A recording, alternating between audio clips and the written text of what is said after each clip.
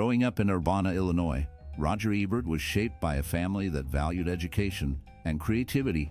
His father, a carpenter, and his mother, a homemaker, encouraged his love for reading and writing from a young age. Ebert's early exposure to storytelling came from his mother, who often read to him and inspired his imagination. As a child, he developed a passion for movies, often sneaking into theaters to watch films. This love for cinema blossomed during his teenage years when he began writing film reviews for his high school newspaper. Key influences in his life included the local newspaper, where he first worked as a film critic. Ebert was mentored by influential figures like the editor of the Chicago Sun-Times, who recognized his talent and encouraged him to pursue a career in journalism. His experiences at the University of Illinois further honed his writing skills and deepened his understanding of film. Ebert's journey was marked by a blend of personal passion and professional guidance, setting the stage for his future as a renowned film critic. Roger Ebert was a well-known film critic who wrote for the Chicago Sun-Times. He became famous for his straightforward reviews and his ability to connect with readers. Ebert stood out from his contemporaries because he had a unique way of explaining movies that made them accessible to everyone. He didn't just focus on technical details. He talked about how films made people feel. His passion for cinema and his honest opinions helped many people understand and appreciate movies better. In your view, what makes Roger Ebert stand out from others in his era? Can you share a personal story of how he has inspired or impacted your life? Perhaps you remember a specific review that changed how you viewed a film, or a moment when his words resonated with you. We would love to hear your stories and memories in the comments below. There are many funny, shocking, and sad facts about Ebert coming up, so keep watching this video. As a young boy, Roger Ebert found himself captivated by the magic of movies. Growing up in Urbana, Illinois, he often visited the local cinema, where he would sit in awe, absorbing the stories unfolding on the screen. One pivotal moment came when he watched a film that sparked his imagination and made him realize the power of storytelling. The emotions, the laughter, and the tears all resonated deeply within him. This experience ignited a desire to share his thoughts about films with others. In high school, he began writing film reviews for the school newspaper. The thrill of expressing his opinions and connecting with fellow students over their shared love of cinema fueled his passion further. Ebert's early writings were filled with enthusiasm and a unique voice that set him apart. He would often engage in lively discussions with friends about the films they watched, honing his ability to articulate his thoughts clearly. Later, while studying at the University of Illinois, he became the film critic for the campus newspaper. This role allowed him to explore his craft more seriously. He attended film festivals and met filmmakers, which deepened his understanding of the art form. Each encounter and every review he wrote solidified his commitment to a career in film criticism.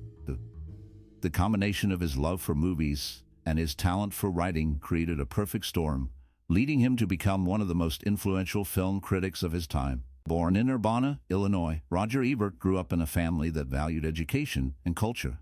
His father worked as an electrician, and his mother was a homemaker. Ebert showed an early interest in writing and storytelling, often contributing to his high school newspaper.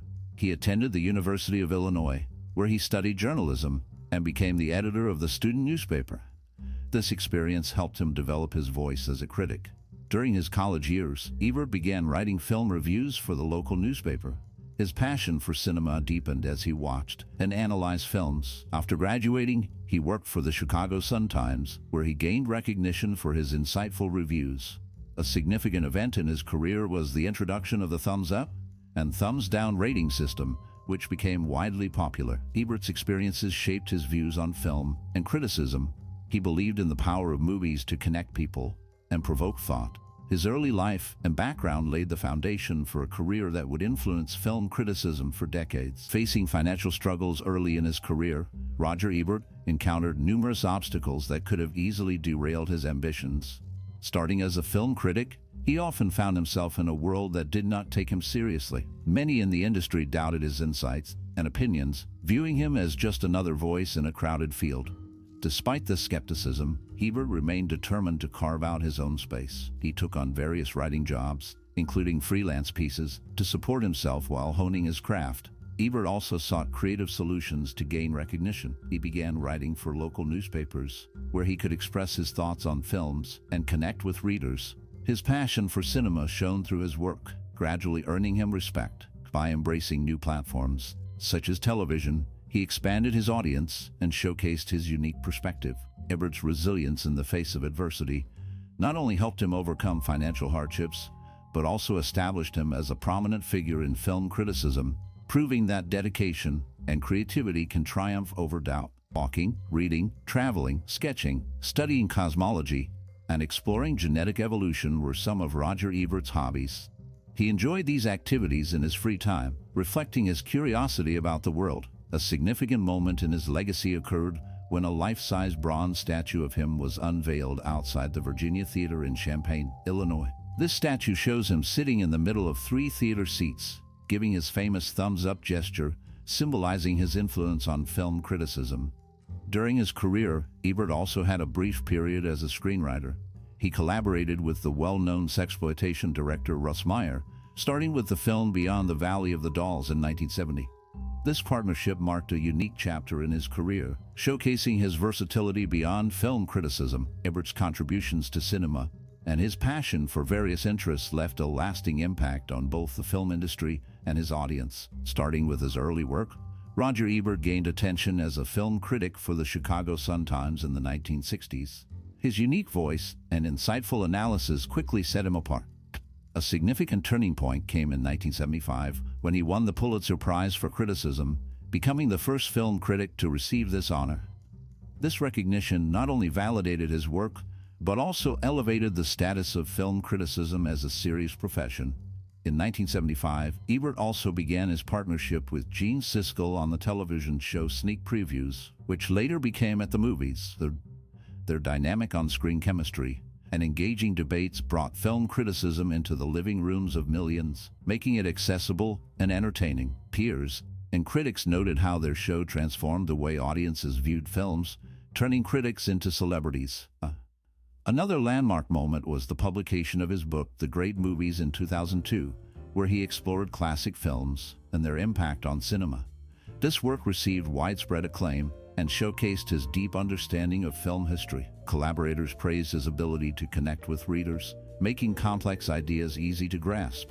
Ebert's influence extended beyond traditional criticism. He became a voice for independent filmmakers and championed diverse storytelling.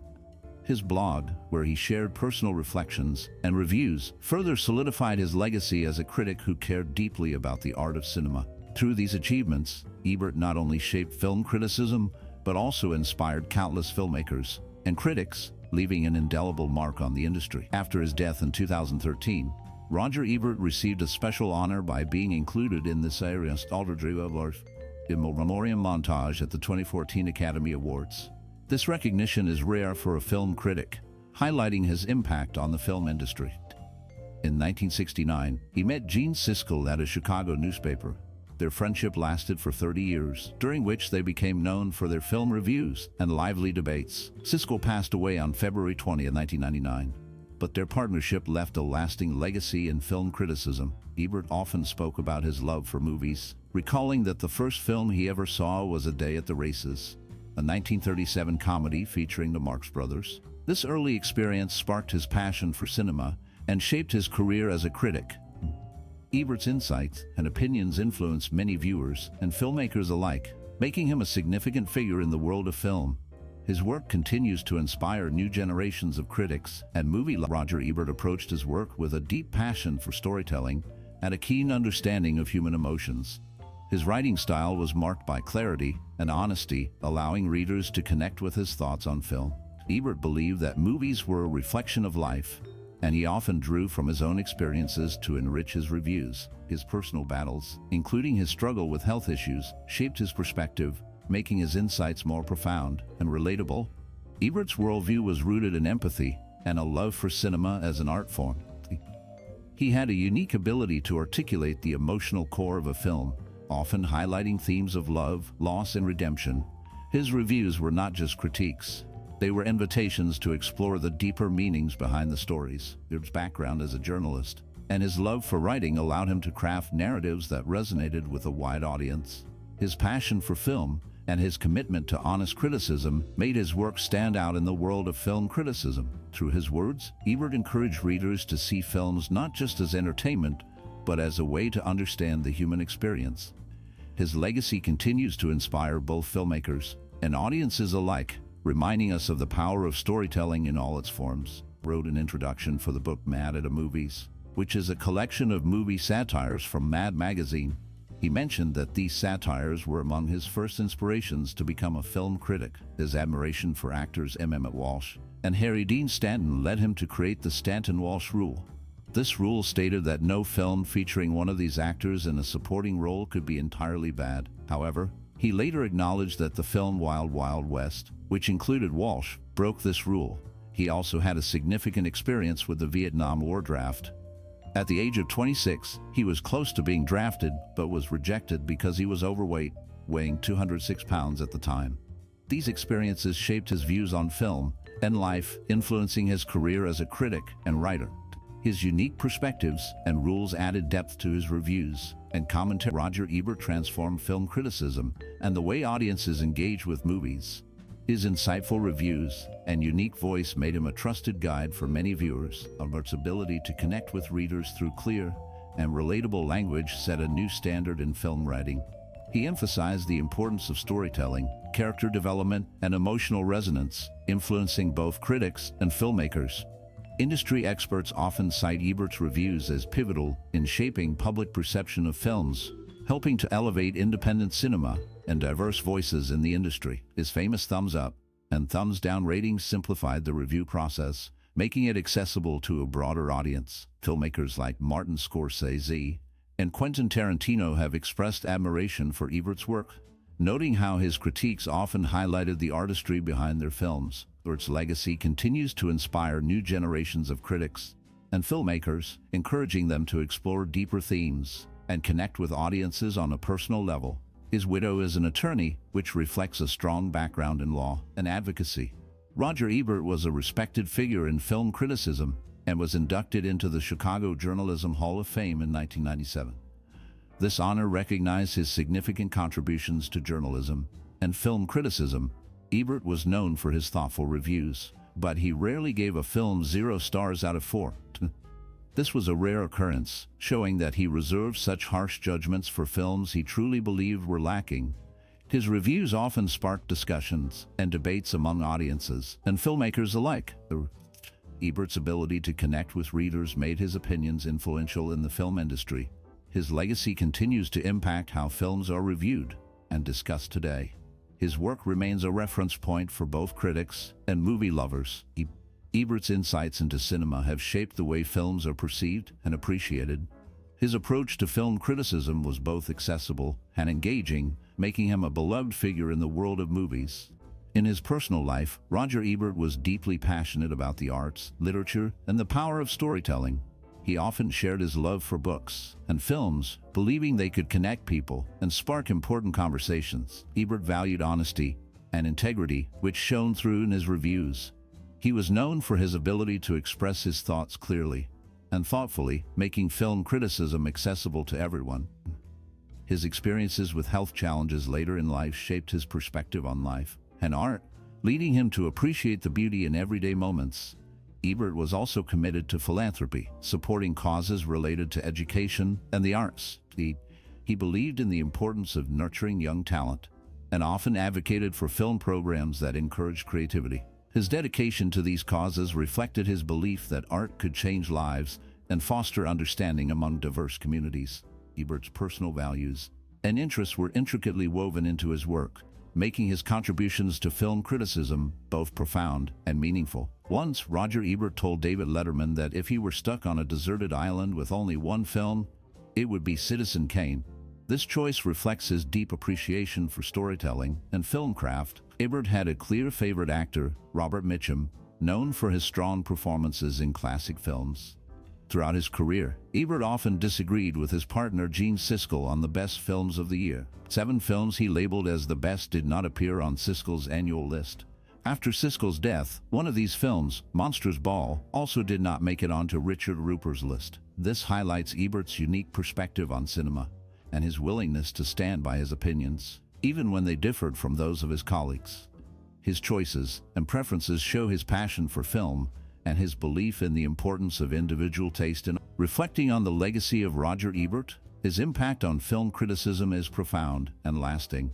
Ebert transformed how audiences engage with movies, making film criticism accessible and relatable.